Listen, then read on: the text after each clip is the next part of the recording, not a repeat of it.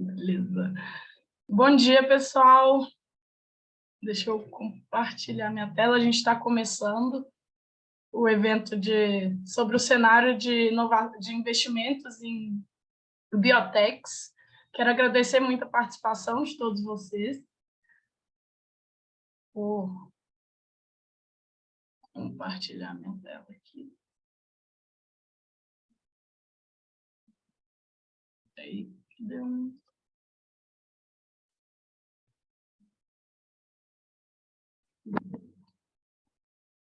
Bom, então, pessoal, mais uma vez, bom dia. Hoje a gente vai falar um pouquinho sobre esse tema que eu acho que é tão importante, né? O cenário e as estratégias de investimento em biotechs no Brasil.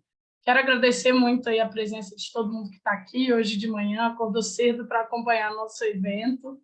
E, bom, para a gente ser pontual aqui com o nosso tempo, eu já vou começar, né, fazendo uma breve apresentação aqui, e enquanto a gente vai fazendo essa introdução, o pessoal vai chegando aí.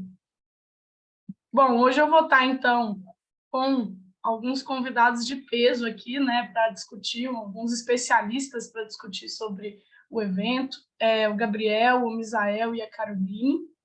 E antes de chamar eles, de fato, para a gente começar a ter essa conversa, eu queria só falar um pouquinho sobre o evento em si, como vai ser o funcionamento.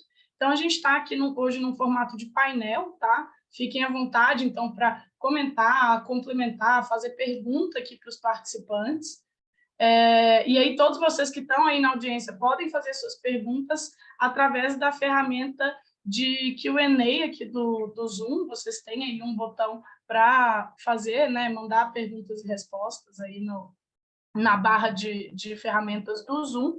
E aí, ao longo da conversa, a gente vai monitorando essas perguntas e a gente vai trazendo essas perguntas para as pessoas convidadas e, enfim, trazendo também os comentários que vocês fizerem através dessa ferramenta.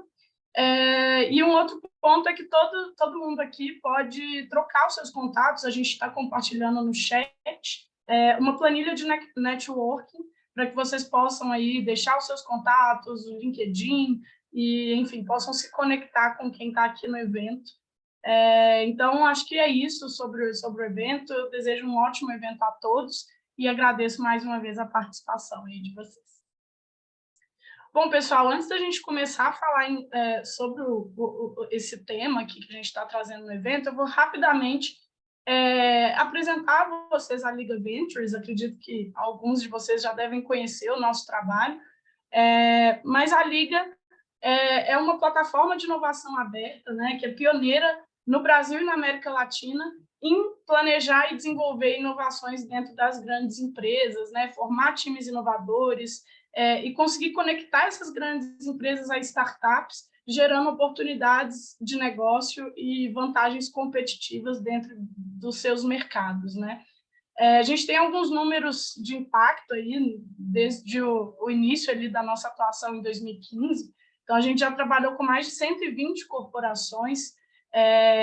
Nesses trabalhos, a gente já mediou a relação aí de mais de 500 projetos entre startups e corporações.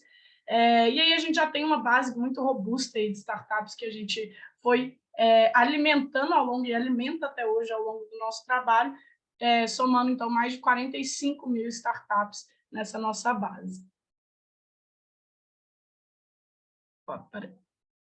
E a gente trabalha muito impactando toda a estratégia da empresa, né? Desde a estratégia até a execução, de fato, e a gente perpassa por todos esses pilares, né? De cultura, de governança, posicionamento e resultados. E o que a gente mostra muito no mercado é que a gente quer trazer a inovação sempre vinculada a resultados reais.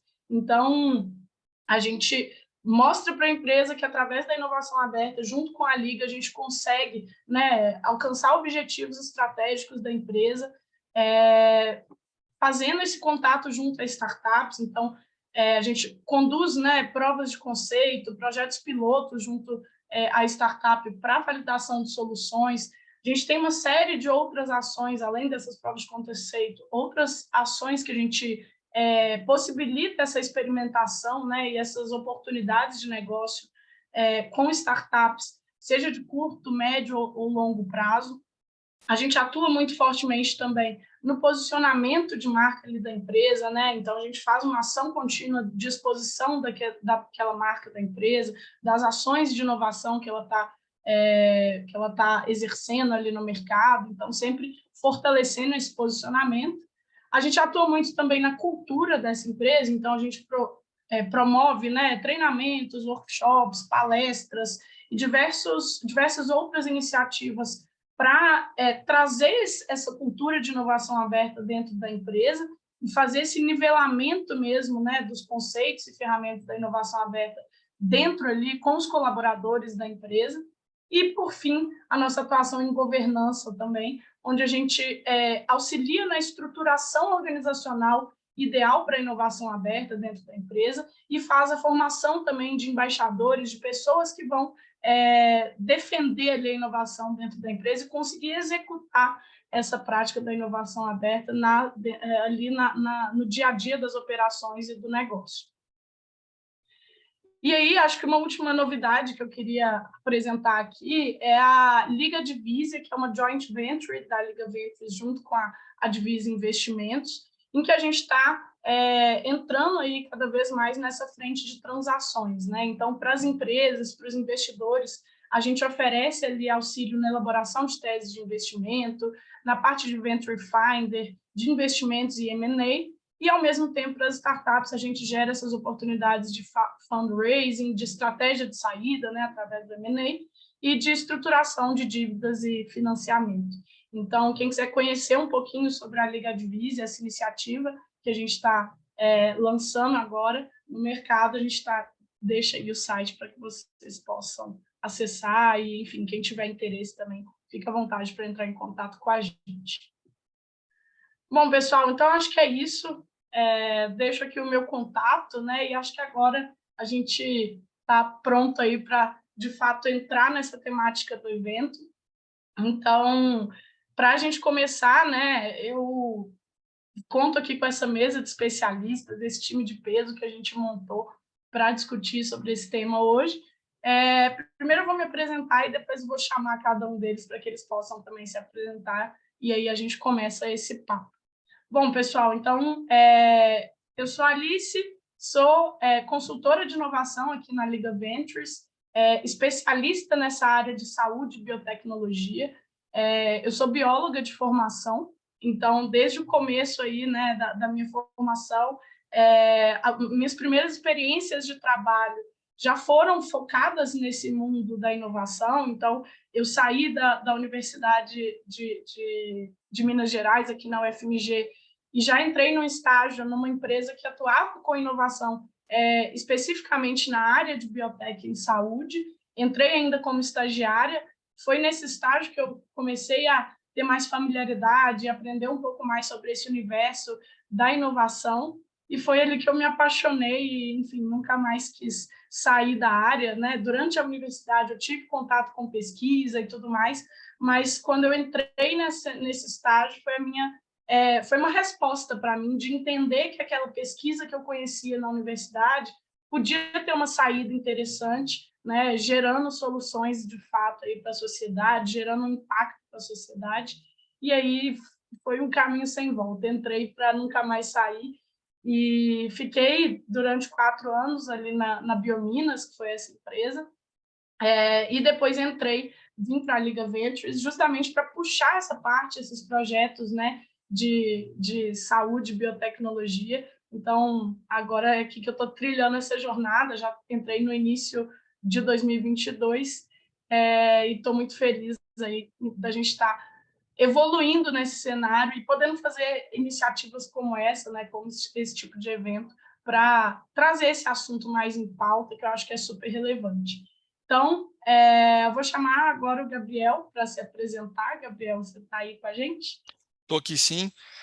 Obrigado, Alice, e a Liga Ventures pelo convite.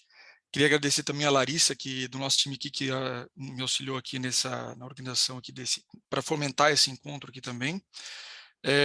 e tanto a Misael como a Super Caroline Caed, né, que é uma investida aqui nossa da Vesper Ventures.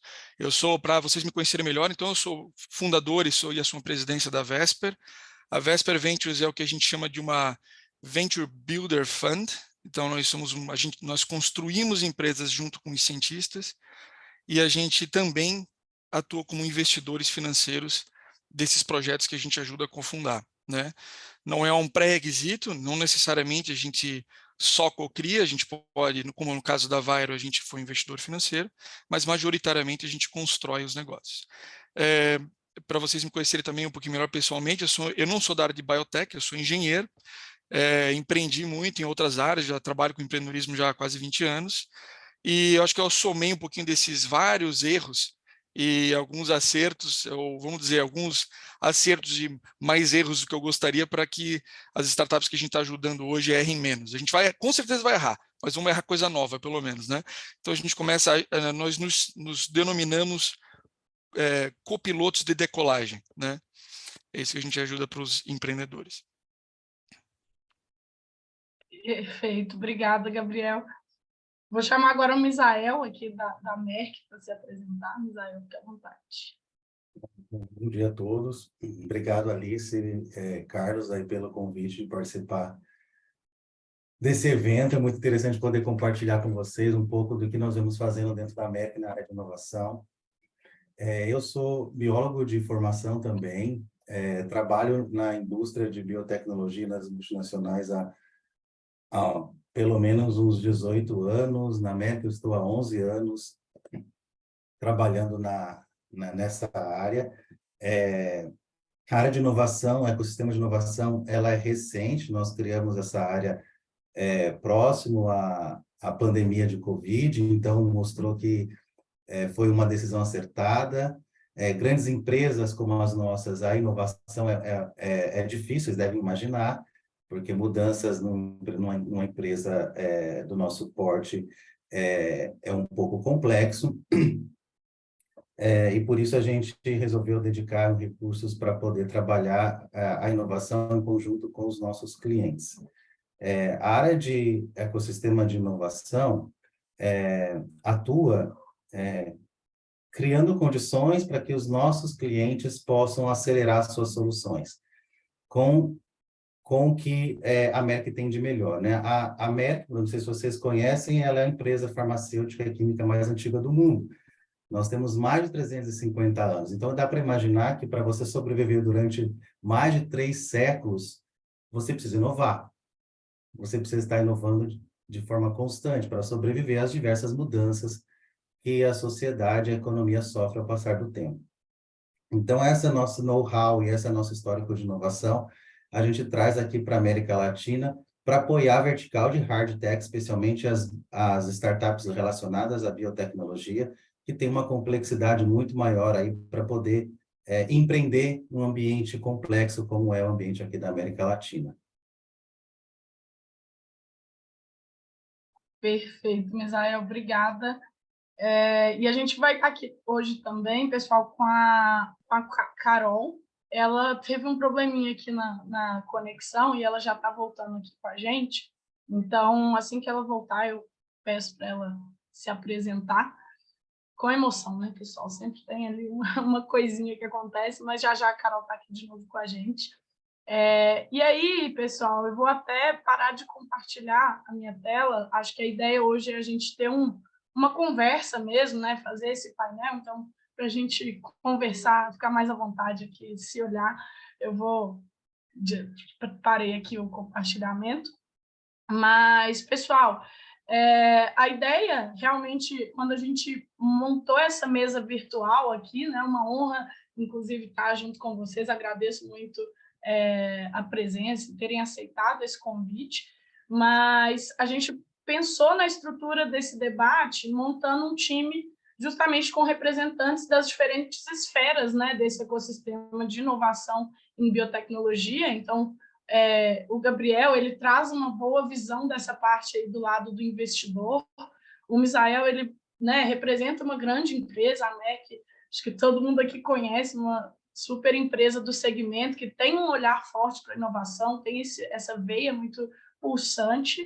E a Caroline, que vai entrar aí com a gente, ela é empreendedora, tem uma startup que é a Vairo, e pesquisadora também, o que é uma característica, acho que, de boa parte dos empreendedores aí desse setor, né? Inclusive uma das particularidades do segmento, né? A gente tem muitos pesquisadores aqui que entram nesse universo do empreendedorismo, e aí ela vai contar um pouco para a gente o lado das startups nessa história. Então, a gente quis trazer um pouquinho dessas diferentes visões.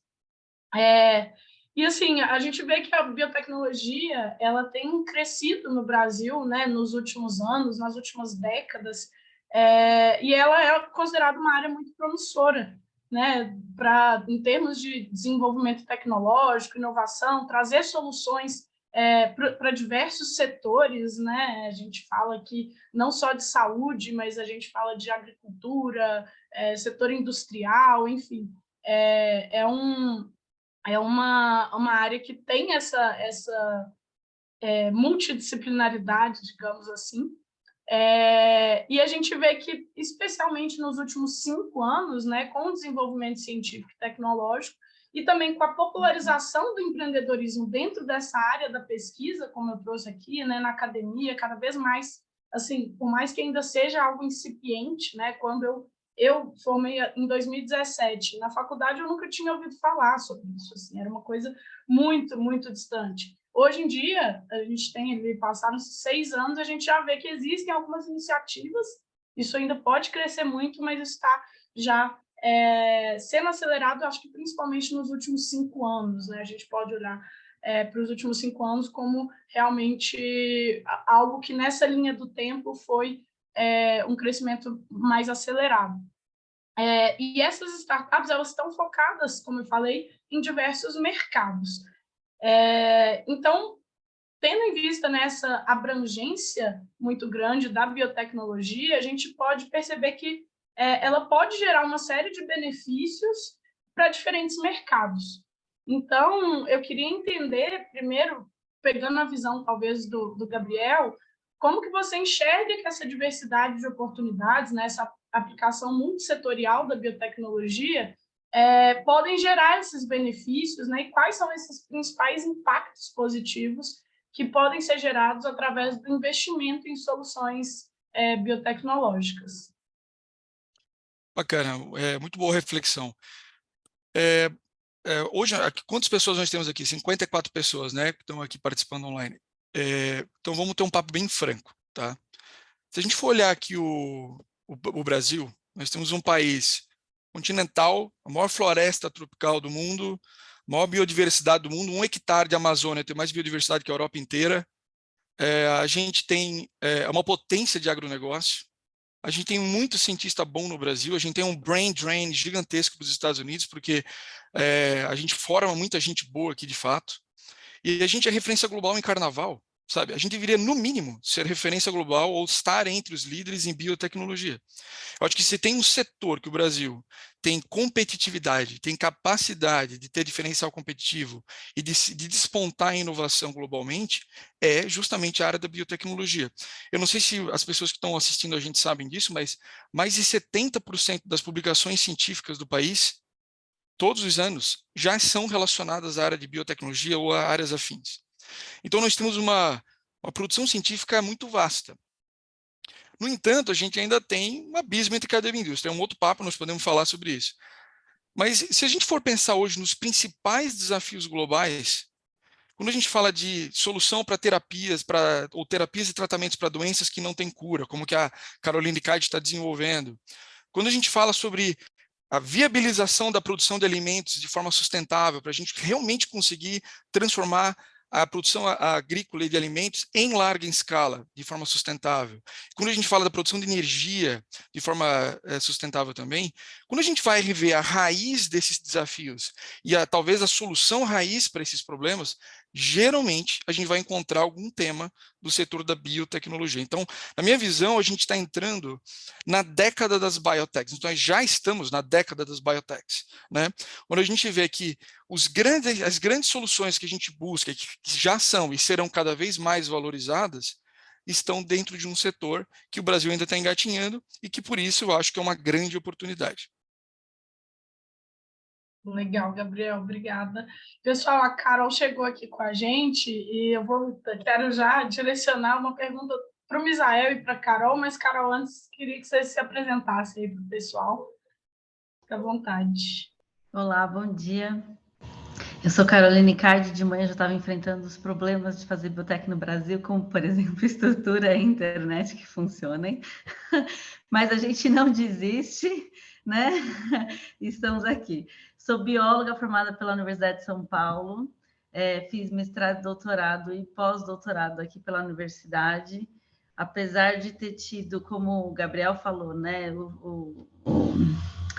a fuga de cérebros lá para fora, eu recebi proposta, até bolsa para ir para a Holanda, UK, no mestrado, no doutorado, no pós-doc, decidi ficar no Brasil, porque eu sempre fui uma apaixonada por esse ecossistema, e depois do pós-doc, entendi que precisava empreender para levar essa tecnologia para frente para o paciente, e aqui estamos.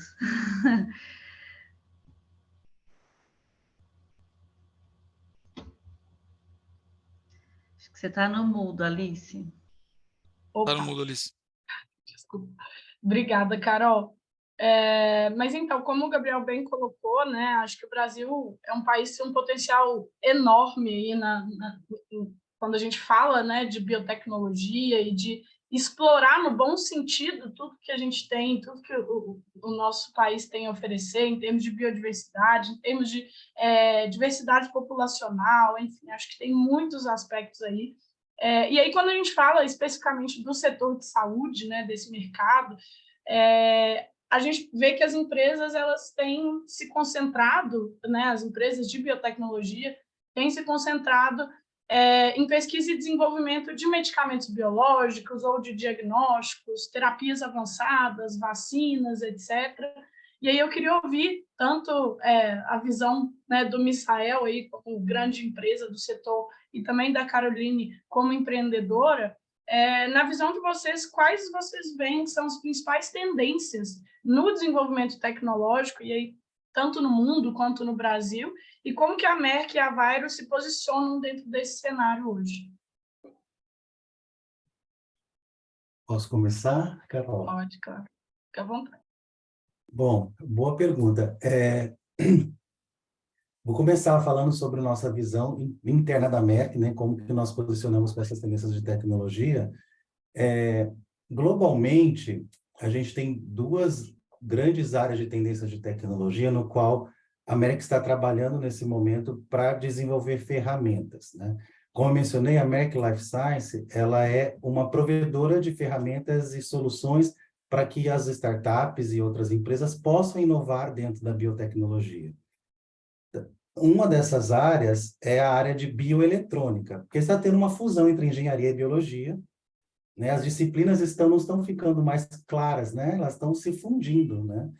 E essa é uma grande área a ser desenvolvida. Na área de bioeletrônica, nós temos um hub de desenvolvimento na China, onde nós estamos criando novas ferramentas e novas soluções para que novas startups que queiram atuar nesse tema tenham ferramentas nos quais possam validar os seus modelos de negócio. A outra área, globalmente, que nós estamos investindo é a área de carne de laboratório. Na Merck Life Science, a gente tem a missão de impactar a vida e a saúde das pessoas com ciência. E um dos grandes desafios para o futuro é como que nós vamos alimentar, né, a população crescente do mundo de forma sustentável. E a carne de laboratório é uma das soluções que estão sendo desenvolvidas por uma série de startups de biotecnologia que precisam de ferramentas para trazer essa solução para o mercado em escala comercial. E a gente está investindo justamente em como criar soluções para que essas startups possam acelerar e trazer essas soluções. Esse hub de inovação ele fica na Califórnia e tem uma equipe dedicada criando novas ferramentas e soluções para essas startups que atuam nessa área. Na América Latina, a área de Innovation Ecosystem, na qual eu lidero, a gente atua em 4 hot topics, ou 4 tendências de tecnologias, no qual a gente acredita que a América Latina tem um grande diferencial para trazer soluções para o mercado. A primeira delas é a solução de diagnóstico rápido, do tipo point of care. Porque nós acreditamos que o diagnóstico analítico, em centrais analíticas, que é o modelo de negócio atual da indústria diagnóstica, é insustentável, porque a população está envelhecendo, a pressão sobre os custos de saúde ela é insustentável pelos governos, e num país como o Brasil, de dimensões continentais, que tem diferenças gigantescas entre o acesso à estrutura da saúde, a forma de fazer o diagnóstico descentralizado, simples, barato, é a forma como a gente acredita que será o futuro para a área diagnóstica, para enfrentar esses grandes desafios que a gente tem pela frente. Por isso, a gente até, vou comentar mais para frente, a gente vem criando estruturas para apoiar essa vertical. A gente criou uma área de prototipagem para que novas e novas tecnologias que atuam no termo de point of care possam chegar ao mercado. São parcerias públicos-privadas que nós fazemos. Nesse caso, fizemos com a Universidade Federal de Goiás. Está disponível essa estrutura para quem queira prototipar dentro dessa área. Outra área que nós atuamos é a área de nanotecnologia. A nanotecnologia é uma área tecnológica disruptiva, vertical, que tem potencial de atuar em todas as outras áreas da ciência. Nós, na Merck, decidimos focar na área de tecnologia em 3 grandes áreas que nós acreditamos que a América Latina tem grande potencial. Uma delas trata-se na produção de sistemas de entrega nanocontrolados, seja, em vez de vender commodities ou vender soluções simples, que a gente possa encapsular em nanocompósitos e agregar valor à nossa biodiversidade, seja encapsulando uma vitamina C, seja encapsulando um lipídio para um processo de entrega de drug delivery, por exemplo. A gente tem aí uma série de bioativos na nossa biodiversidade que possa estar sendo explorado pela nanotecnologia para acelerar a sua entrada no mercado. Nanosensores que possam trazer informações, por exemplo, da umidade do solo, para qual que é o momento ideal para fazer processo de irrigação controlada, e com isso você otimizar os recursos hídricos na agricultura, que é um grande pilar da nossa economia. E o terceiro é como a nanotecnologia pode criar soluções mais sustentáveis, né? Que é o grande desafio que a gente tem pelo mundo.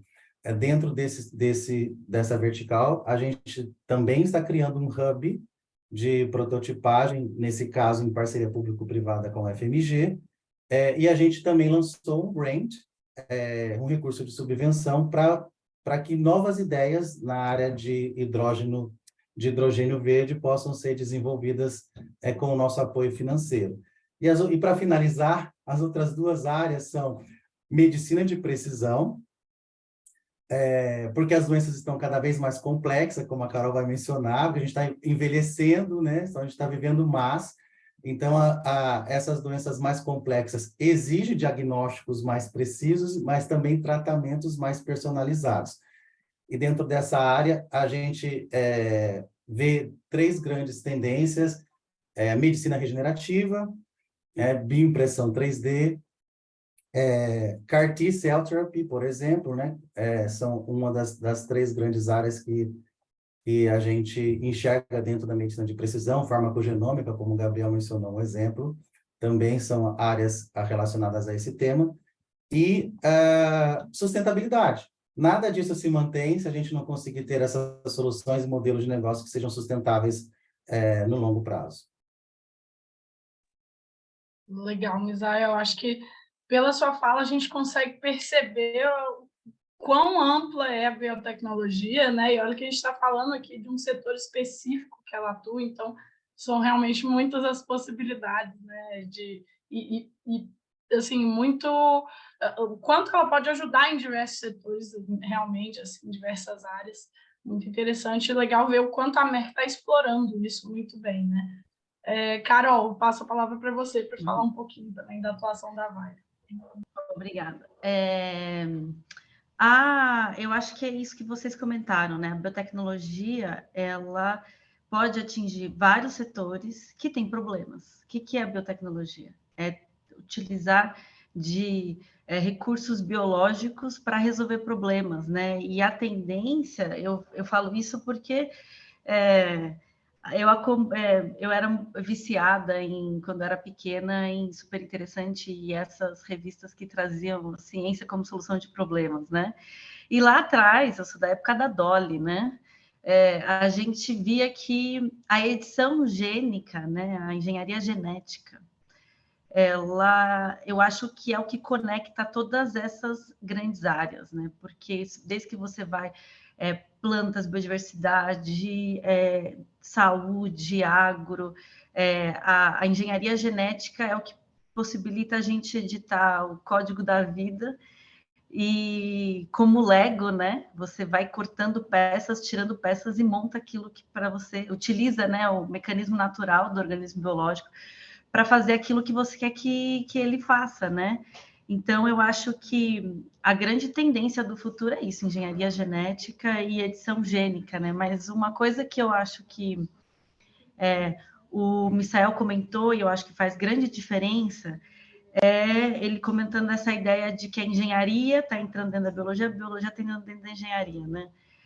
E eu acho que não é só a engenharia. Então, coisa que eu sinto falta e que eu vejo que está um pouco na cultura do brasileiro também, é que às vezes a gente acha que a gente vai conseguir desenvolver alguma coisa sozinho. E, na verdade, não, a gente precisa conectar, porque é muito complexo tudo isso, e é impossível uma pessoa só saber todos os lados para transformar aquela tecnologia e chegar no paciente ou chegar no mercado. Né? Então, essas grandes áreas, elas têm que se conectar. Vou dar um exemplo claro. Quem que não foi criado numa casa que você precisa fazer uma reforma aqui, você vai falar, não, eu faço. Eu vou desenhar, vou pagar arquiteto aqui, eu vou desenhar, ele vai, faz a planta dele em casa, né? E aí, ou então tem um problema, sei lá, na caixa d'água, e ele sobe para resolver. A gente tem um monte de acidente caseiro aqui. E por quê? Porque a gente tem essa ideia de que... E isso, na verdade, é interessante, porque o brasileiro tem essa capacidade de ver um problema e ser criativo para resolver aquilo. Mas tem hora que a gente tem que ter a humildade de falar, opa, essa aqui não é a minha área. Como que eu faço? Eu preciso me conectar com as pessoas, eu preciso conversar com o engenheiro, eu preciso conversar com o advogado, eu preciso conversar com uma pessoa que seja especialista em qualidade, uma pessoa que seja especialista em regulatório, e só assim que a gente consegue chegar lá, em trabalho em equipe, né? Então, por exemplo, a Vairo, a gente faz edição genética em vírus para câncer. Só nessa frase, eu preciso de um virologista, de um biólogo molecular, de um oncologista, preciso de alguém especializado em estudo pré-clínico. Eu estou falando várias especialidades. Só no câncer, para você estudar câncer, você precisa entender da genética do câncer, você precisa entender de biologia celular, você precisa entender de biologia animal, no sentido de fazer estudos em animais.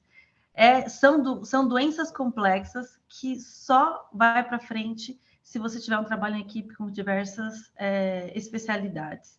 E eu, dentro da universidade, eu sinto essa dificuldade do acadêmico de pedir ajuda para um engenheiro, né? E é isso que eu acho que impede, estou falando, pode ser outras coisas, mas estou falando da minha realidade, que impede da gente chegar lá. Então, por exemplo, logo que a gente teve apoio e a gente começou... A primeira dificuldade que a gente teve eu preciso de um cara de business, porque eu não sei fazer empresa. Como você comentou lá no começo, dentro da academia você não tem essa formação. Eu, no começo da Vairo, fui visitar um professor em Harvard que ele dava disciplina de como montar a sua startup no primeiro semestre da universidade. A gente não tem isso, então eu fui atrás do cara de business. Depois, quando foi crescendo a empresa, eu preciso de engenheiro. Não adianta eu querer agora, aos meus 35 anos, entender engenharia de processos. Eu preciso de engenheiro. E aí você vai associando a expertise, trabalhando em equipe, sabe, segurando a empresa de mão aberta para fazer isso acontecer. Qual que é o objetivo? É chegar lá. Então é isso que, então eu acho que tem potencial, tem criatividade. Eu acho que o futuro é a engenharia genética nos diversos campos, mas para isso a gente precisa ter a humildade de pedir ajuda, se conectar e criar uma equipe multidisciplinar para fazer acontecer. Perfeito. Muito obrigada, Carol. Acho que é realmente super importante. Dada essa amplitude, né, da biotecnologia, não tem como uma pessoa só, uma especialidade só, resolver sozinha. É algo que a gente tem que aprender a jogar junto mesmo. Pessoal, a gente já está com algumas perguntas aqui no chat. E a primeira que a gente tem aqui é do Matheus Miller, uma pergunta que eu achei super importante também. A gente começou aqui a falar sobre biotecnologia, mas acho que é importante a gente ter essa ideia também até de conceito, né? O Matheus perguntou, no mercado, qual a diferença, a principal diferença entre deep techs e biotechs, né?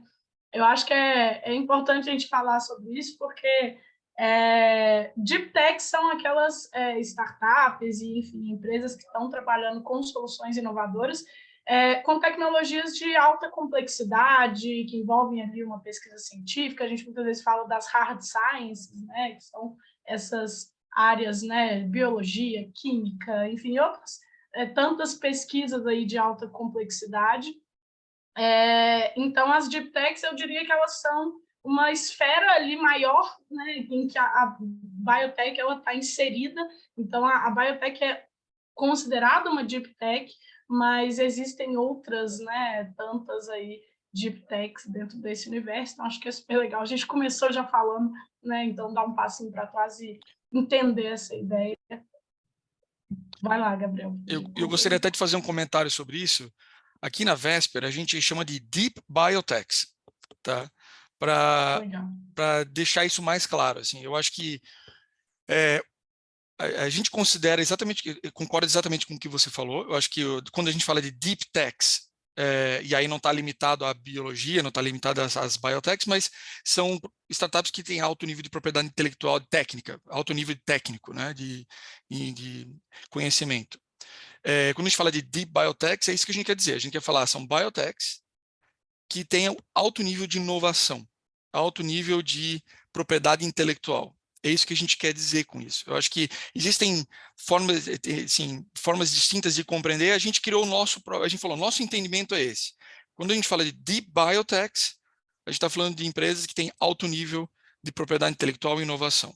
Tá? Quando a gente faz uma comparação aqui quando a gente vai falar com investidor, eles estão mais acostumados a falar com empresas de software, né? Se alguém, o pessoal que está escutando aqui a gente, se eles já bateram na porta do investidor, geralmente eles perguntam coisas que não se aplicam ao mundo de biotecnologia, tá? Quando a gente fala de biotech, a diferença básica que a gente pensa é mais ou menos o seguinte: numa empresa de software, geralmente o desafio menor está no início. Você lá na garagem da tua casa, você cria um software e depois qual que é o desafio de uma empresa de software? E eu tenho propriedade para falar porque eu criei uma das empresas de software aqui do país, que é a Exact Sales. O desafio é ter market share. O desafio é você pegar um caminhão de dinheiro e ganhar mercado. Você ganhar o maior market share possível para você ter o maior annual recurring revenue possível, que é isso que vai gerar teu valuation lá na frente. Numa empresa, então, é mais ou menos assim a dificuldade. Menor no início e maior depois. Quando a gente fala de uma deep tech, a curva é ao contrário, ela é assim, ó, tá? No início, você tem um grande peso de desafio de desenvolver uma tecnologia, algo patenteável, uma inovação global. Então, tem um grande nível de dificuldade inicial. E depois, geralmente, pelo menos dos negócios que a gente seleciona aqui na Vesper, eles são tão bons, eles são coisas tão disruptivas, que a nossa menor preocupação é vender aquilo. Porque aquilo é tão bom que se você conseguir fazer aquilo cientificamente, alguém vem te comprar. De tão único que é aquilo, né? A Viro é um exemplo disso, né? Então, o desafio de uma biotech, ou uma deep biotech principalmente, é porque majoritariamente, esses negócios não têm atividade comercial, E, majoritariamente, esses negócios são basicamente você fazer um de-risking da propriedade intelectual que você criou, né? Que é completamente diferente do modelo de negócio de software as a service. Tá? E esse é um dos principais desafios de captação que a gente vai falar depois, né? Exato, vou pegar a deixa do Botosa aí, porque nós somos, a Vairo, somos uma deep tech que foi investida pela Vesper. E Deep Tech é isso. Então, vou dar um exemplo. A gente teve a 100, o último prêmio da 100 Startups to Watch. Então, é um prêmio da revista Grandes Empresas, Pequenas Empresas e Grandes Negócios. E eles selecionam 100 startups para receber esse prêmio. E a Vairo ganhou esse prêmio ano passado. E a gente foi recolocado nas áreas da saúde. E aí eu fui olhar as empresas que estavam junto com a gente. E eu descobri que a Vairo era a única deep tech entre as 100. Entre as 100 startups. E, além de toda essa grande diferença que o Botos falou, é essa dificuldade de que, no início, a gente não gera renda, a gente está fazendo pesquisa, né? Então, quando eu olhei aquelas startups, eram, por exemplo, a área da saúde, câncer, é um aplicativo que ajuda o paciente a encontrar a terapia, ou então a maioria ainda está nessa parte de aplicativo, mas nós que fazemos Deep Tech, é um processo extremamente complexo que no início precisa de uma estrutura muito complexa, como o próprio Misael falou, que está investindo, né? Mas, por exemplo, vou dar um exemplo do que a Vairo faz. A Vairo, ela utiliza o genoma do Zika, do vírus Zika brasileiro, que tem características únicas, como, por exemplo, ele vai direto para o cérebro, ele tem estropismo para o cérebro, que a gente chama, né? Então, a gente pega a sequência genômica dele da internet, manda sintetizar no organismo biológico, ATGG, né? E depois que a gente pega coloca dentro de um plasmídio, o que é um plasmídio? É um carregador de material genético, né? Então a gente coloca todo o DNA e começa a cortar ele. E a gente precisa de especialistas para entender o que cada sequência do genoma do Zika faz. Então, para vocês entenderem a complexidade, o genoma do Zika tem 12.000 pares de base, são 12.000 letrinhas. E se você corta uma letrinha ou duas letrinhas, faz uma diferença gigantesca. E você tem que ser muito seletivo para cortar exatamente aquilo que você quer, sem perder as outras características do vírus, né? Fazendo isso, a gente, depois que editou ele, coloca dentro da fábrica. Nesse caso, a nossa fábrica é uma célula, não é uma máquina gigantesca, é uma célula. A gente coloca dentro dessa fábrica e essa fabriquinha, chamada célula Vero, produz o nosso vírus modificado 100% sintético. 100% sintético por quê? Porque ele saiu de uma sequência da internet. E a gente foi sintetizando ele. Então, ele é rastreável e transforma isso em terapia. Então, eu consigo controlar que ele vai só matar o tumor, que essa é a minha função. Então, é um organismo vivo que entra direcional e mata o tumor diretamente, e depois ele é seguro o suficiente para ele não infectar, ele não causar nenhum dano às células normais. Então, depois de você gerar essa tecnologia que requer um laboratório de biologia celular, requer alta complexidade, tem que provar que ele está fazendo exatamente o que eu quero que ele faça. E aí a gente usa células de pacientes, cultura celular, a gente coloca a célula de paciente dentro de um camundongo, trata o camundongo e vê se funcionou. Então, só nessa mini frase, você já tem várias complexidades de você pegar a célula do paciente, fazer ela crescer dentro de um camundongo, fazer ela brilhar para você ver se a terapia está funcionando ou não. Isso é só o comecinho. Isso é só a fase de discover. Depois você tem a fase de produzir essa droga em escala industrial, que é a fase que a Vairo está nesse momento. Como que eu vou escalonar? Como que eu vou produzir 4, 5 litros dessa terapia 100% sintética? E aí a gente traz o engenheiro, né? Então, você imagina, se a pesquisa atrás de pesquisa, e isso vai aumentando, isso é Deep Tech. E a importância de, se você não seguir esses passos, você não consegue depois a aprovação dessa droga, né? Então, essa é um exemplo da complexidade que seria uma Deep Tech. Perfeito, obrigada, pessoal. Eu acho que a gente tem uma série de complexidades aí, né, dentro das Deep Techs, principalmente a gente falando aqui no caso, né, das biotechs, e eu acho que uma coisa que a gente pode até linkar aqui com isso é o fato de que a gente vê que essas biotechs estão em ascensão e o desenvolvimento tecnológico está sendo cada vez mais acelerado aqui no país.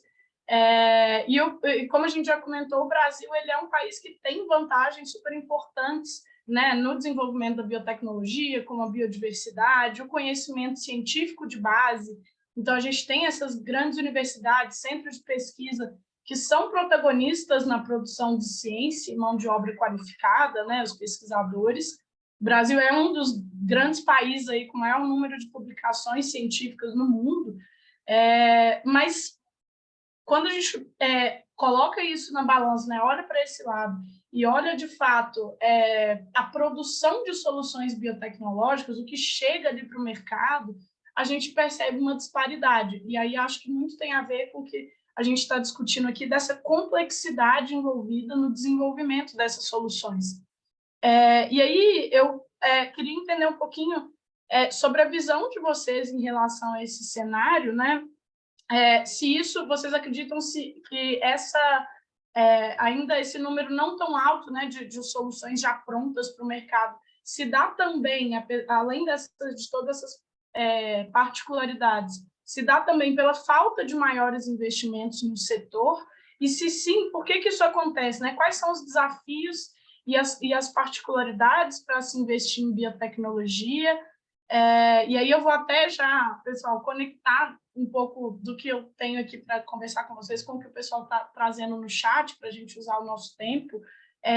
O Gabriel e o Rodinei estão perguntando também sobre esse tema de investimento, para saber um pouco sobre como mudar essa visão dos investimentos em startups, né, principalmente biotechs, como contemplar esses períodos mais longos de retorno, no caso das biotechs, quais opções que existem hoje no mercado que já entendem essas biotechs, além dos fomentos, que a gente vê que, né, as biotechs ainda ficam muito presas ali à captação de fomento. Então, eu queria que vocês dessem um panorama geral desse cenário aí de investimentos no Brasil, como vocês enxergam isso hoje. Você quer que eu comece, Alice? Pode Vamos ficar à lá. vontade. Eu acho que eu li algumas perguntas que fizeram ali, excelentes perguntas, tá? Bom, esse é um tema que eu acho que precisa bastante, uma excelente discussão, tá, pessoal? Eu fico feliz que a gente está discutindo isso aqui, tá? Eu acho que, primeiro eu queria mostrar para vocês um pouquinho do que foi a nossa motivação para entrar nesse universo, e depois eu vou deixar para vocês um pouquinho mais claro, talvez, qual é a nossa visão sobre o cenário, tá? Então, imagine o seguinte, eu, engenheiro de um mundo completamente diferente do que a gente está falando aqui, minha família todos são médicos, mas eu sou engenheiro especializado em laser, tá? E na minha casa, a filha, eu tenho um irmão gêmeo e tenho mais 2 irmãs gêmeas, e a filha de uma das minhas irmãs teve um neuroblastoma metastático, classe 4, né? Então, super desafiador. Depois de 2 anos de tratamento, ela sobreviveu no tratamento na Espanha, porque o medicamento não estava aprovado na Anvisa, e isso mudou completamente a minha vida. A gente resolveu dedicar toda a nossa energia, todo o nosso dinheiro e tempo para declarar guerra ao câncer infantil. E isso foi talvez uma das grandes, foi com certeza a grande motivação que fez eu despertar meu interesse por tentar encontrar uma solução para ela naquele momento. Então, quando a gente começou a mergulhar no mundo da biotecnologia, a gente entendeu aquilo que eu falei anteriormente, que era esse cenário, que era uma grande oportunidade, que o Brasil tinha grandes diferenciais, mas a gente, quando começou a procurar soluções no mercado, a gente não encontrava muitas soluções no mercado, tá? Era um mercado bem incipiente ainda, né? Então, por que isso está ocorrendo hoje? Primeiro ponto é porque a gente tem um abismo entre academia e indústria de uma forma geral. E para tudo que eu vou falar hoje, lembrando, tem exceções, tá? Inclusive, está um exemplo nosso aqui, tanto a CAID quanto a Merck, que são 2 grandes exemplos do que eu estou falando como exceções. Mas, de uma forma geral, o Brasil tem um primeiro desafio, eu acho que é esse abismo entre academia e indústria. A gente tem ali FAPESP, por exemplo, financiando as iniciativas de pesquisa, No entanto, sabe aquelas corridas de bastão? A gente tem um vácuo no meio, que é como levar aquela iniciativa que está na academia, sair da academia, fazer uma empresa e depois conectar ela lá na frente com grandes farmacêuticas, licenciar ou vender esse negócio ou abrir um IPO lá na frente, né? Tem um vácuo ali no meio. E a gente já viu no Brasil várias iniciativas de empreendedorismo tentando criar startups dentro das academias e tudo mais. E eu não sei se é a opinião de vocês também, mas na nossa opinião, elas ainda não foram ainda muito bem sucedidas. Quando a gente olha de forma geral no Brasil, a gente ainda vê modelos de inovação que não entregam tanto resultado. E por que isso ocorre? Porque o modelo de inovação para biotecnologia é, como eu falei, completamente diferente do modelo de inovação de uma empresa de software. Não adianta a gente esperar que um cientista, que é um mega de um crânio, que sabe muitas vezes curar um câncer, esperar e delegar a ele a responsabilidade de tornar ele um grande executivo de um dia para o outro. Isso não vai ocorrer. Não dá para esperar que esse cara, que é um especialista, se torne um generalista em gestão de empresas. Não vai ocorrer. Então não adianta você abrir um edital na universidade falando, pessoal, venham até aqui. Aquele cara que está dentro do laboratório, ele nem vai saber, ele nem vai se inscrever. Então, esse foi um primeiro gargalo, um primeiro grande desafio que eu acredito que a Vesper está resolvendo, que é quando a gente decidiu, e até inicialmente por uma questão de querer, eu acho que você não consegue acreditar qual é a motivação pessoal, quando a gente está motivado pessoalmente dessa forma como eu estava, a gente quebra barreiras, a gente quebra os padrões, né? Então, a gente pegou na mão do cientista e falou, cara, faz o teu negócio, foca na tua ciência e deixa que a gente resolve o resto. A gente vai fazer toda a financeira, contabilidade, estratégia de pipeline, ferramentas de gestão de controle e tudo mais para a gente, como eu falei, ser um copiloto de decolagem. Lembrando que em biotechs, a principal pessoa de uma biotech, diferente da empresa de software, não é o CEO, é o CSO, é o cientista. O resto é acessório. Então a gente criou por isso que a gente se chama uma venture builder. A gente ajuda os cientistas a criar negócios. Muitas vezes, como eu falei, esses caras sabem curar o câncer, eles sabem como transformar a agricultura, mas não sabem o que é um CNPJ. E está tudo bem, né? Vamos ajudar eles com isso. Então, Venture Builder serve para isso. O segundo grande desafio é um grande desconhecimento dos investidores sobre isso. Primeiro, porque é um assunto extremamente técnico. Quando eu comecei a entender o que a Card falava, que levou uns 3 meses, eu comprei um monte de livro para entender o que ela estava falando, quando a gente começou a entender o que as outras empresas do nosso portfólio fazem, e lá, imaginem, tem terapia de RNA, tem vacina de mRNA, tem diagnósticos point of care, tem edição genômica de sementes e micro-organismos, tem inteligência artificial, tem muita coisa complexa lá. Os investidores não entendiam nada do que estava falando, até hoje eles não entendem. Então a gente literalmente se considera um navio quebra-gelo. A gente está quebrando abrindo um movimento, que obviamente não somos únicos nisso, mas está acontecendo agora isso. Tá? Então, o desconhecimento dos investidores sobre algo extremamente técnico gera uma percepção de risco muito elevada.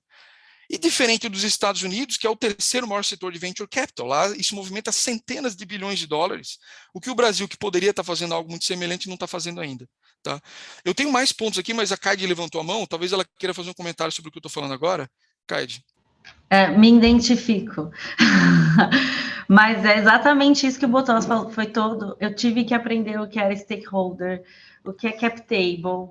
Esses dias, não faz muito tempo, assumo, que eu perdi o balancete para uma pessoa da equipe da Vesper. Ele falou, você quer o balanço ou o balancete? Eu falei, não sei a diferença. São coisas simples, mas tem que ter a humildade de falar, não sei a diferença. E foi exatamente isso que a Vesper fez. Pegou na nossa mão e foi ensinando a gente como fazer business, né? E foi muito... foi uma experiência muito prazerosa, porque você ter liberdade para fazer ciência, enquanto você tem aquelas pessoas que cuidam do business sem... ajudando a você crescer também. Então, não é cuida e você fica isolado dentro de um quarto. Não, me envolvendo, me ensinando, tendo a paciência de explicar diversas coisas, né? Tendo paciência comigo, porque o pesquisador não é fácil. E eu não estou entendendo, para mim não faz sentido isso, e tendo essa paciência. Então, isso é muito bacana mesmo, é fato. E o que me frustra é justamente isso, né? Além do pesquisador ela ter essa visão, o cara dos negócios também tem que ter essa abertura para acreditar no que a gente está falando, né? Então, infelizmente, a gente teve uma corrente anti-vacina, gente. Isso é um negócio absurdo. E se o cara não entende como funciona uma vacina, como que ele vai entender a tecnologia que eu estou desenvolvendo? Né? São coisas complicadas.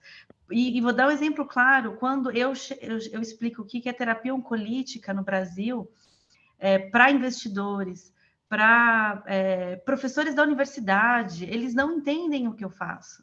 E foi muito frustrante para mim fazer uma reunião com o escritório americano de patentes, são advogados, eles entendiam terapia oncolítica e falaram, passa, que isso eu já sei. O cara é advogado e ele entende o que eu estou falando. E por que quando eu falo com um especialista de fundo de tecnologia, que é professor da universidade pós-doc, o cara não entende o que eu falo? Porque cada um está na sua bolha, né? E a gente tem que quebrar essa bolha. Misael? Não, bom ouvir o Gabriel e a Carol falando sobre isso. É muito do que a gente vive aqui na América também. Eu queria só complementar aqui a nossa vivência, né, com relação a essa interação entre academia e indústria e esse abismo que o Gabriel aí ilustrou muito bem. Eu vejo que muita dessa falta de comunicação entre academia e indústria está no fato de como você mede sucesso na academia e como você mede sucesso na indústria. A linguagem e os KPIs, né, que é uma palavra que também acho que os acadêmicos não conhecem, são totalmente diferentes, né? O timing, como você mede o tempo, né? A percepção de tempo na academia é outro. Então, na academia a gente está acostumado a escrever um projeto de pesquisa que tem um tempo longo, né? Um doutorado dura 4 anos.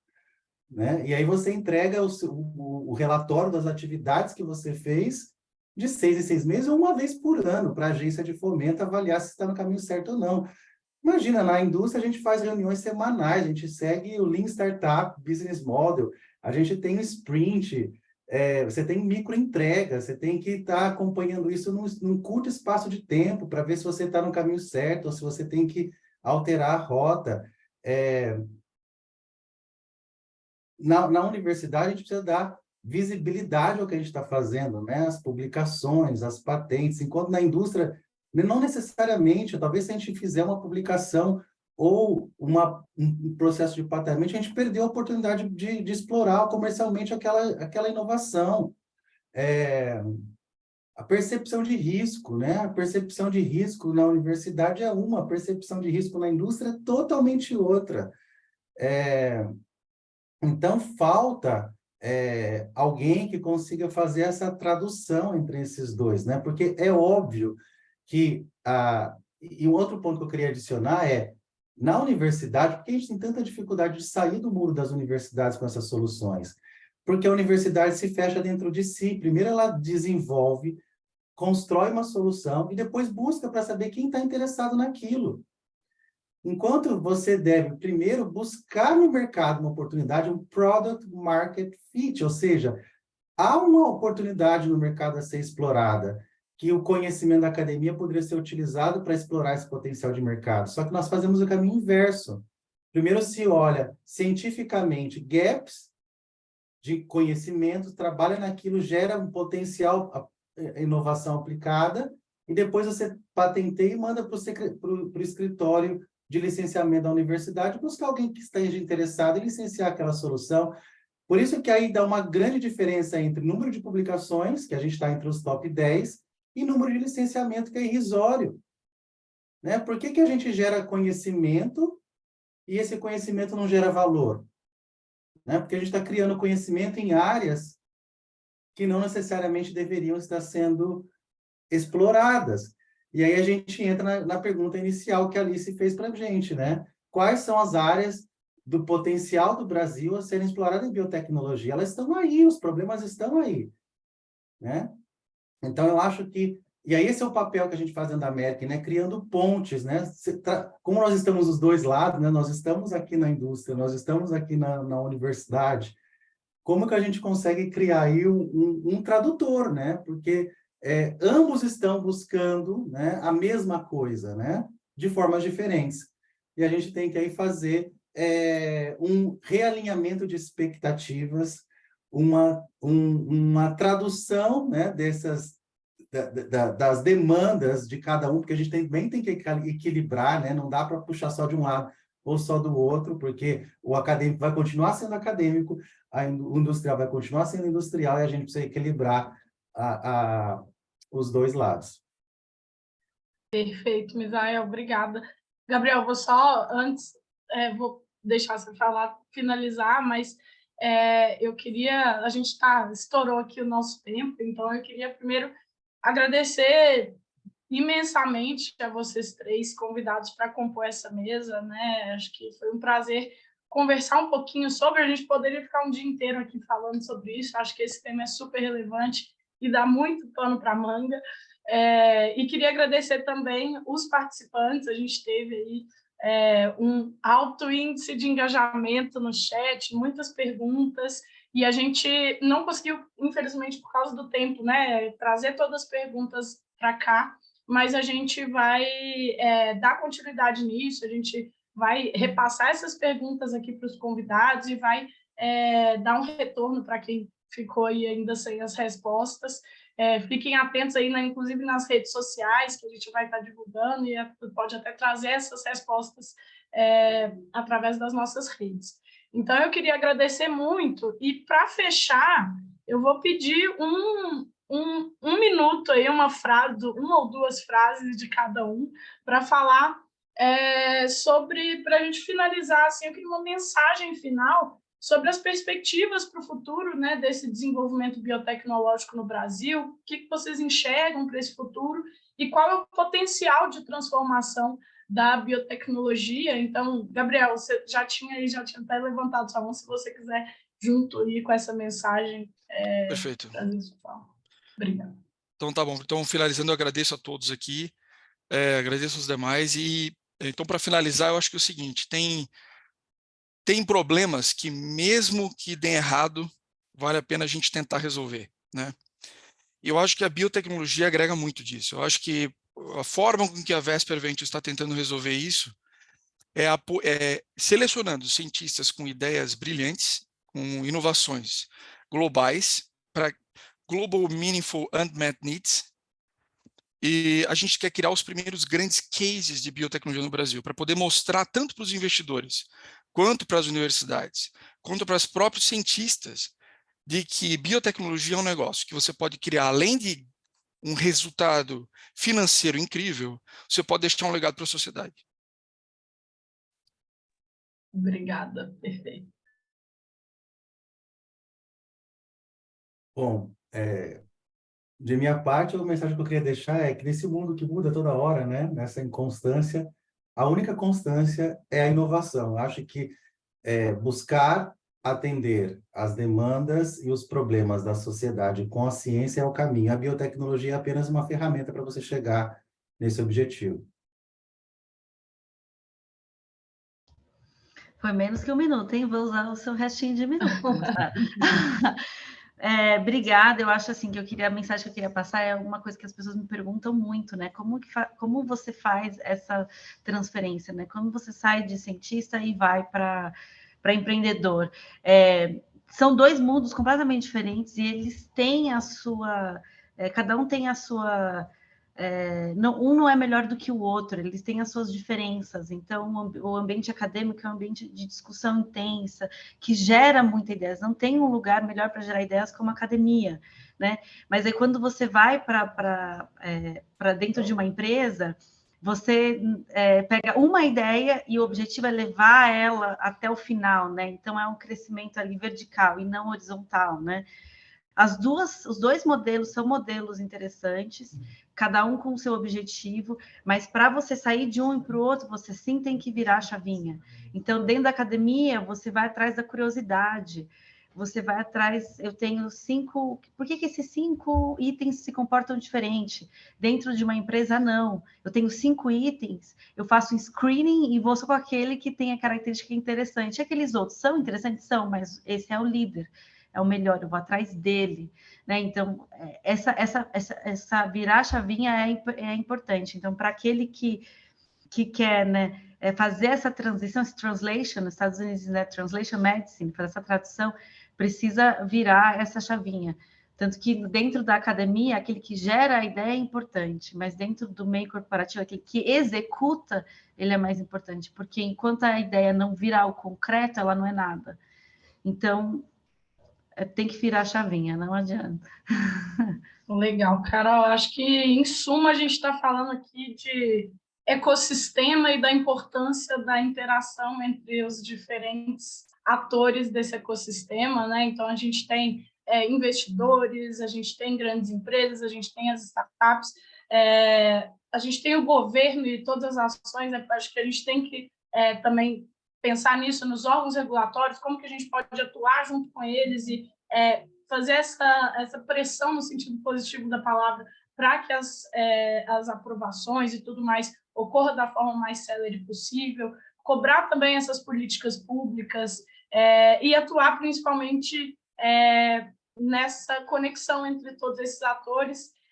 Acho que a Liga Ventures pega muito firme nessa parte, né, de gerar essas oportunidades de conexão e prezar sempre por fortalecer esses laços, e é para isso que a gente está aqui trabalhando com tanto amor e com tanta vontade de fazer a coisa acontecer e esse ecossistema girar e gerar resultados positivos para todo mundo. Pessoal, agradeço muito a participação de todos vocês, mais uma vez, tanto dos convidados aqui da mesa, dos painelistas, dos participantes. A gente vai dar um retorno sobre aquelas perguntas que ainda não foram respondidas para vocês. E é isso, a gente está aqui aberto uma pesquisa de satisfação, quem ainda não votou, é só dar aí uma nota para a gente continue melhorando constantemente esses eventos. Mas agradeço muito. Um abraço a todos e bom dia aí para todo mundo. Obrigado. Valeu, pessoal. Abraço. Obrigado, Liga Ventures. Um abraço. Tchau, obrigado. Tchau.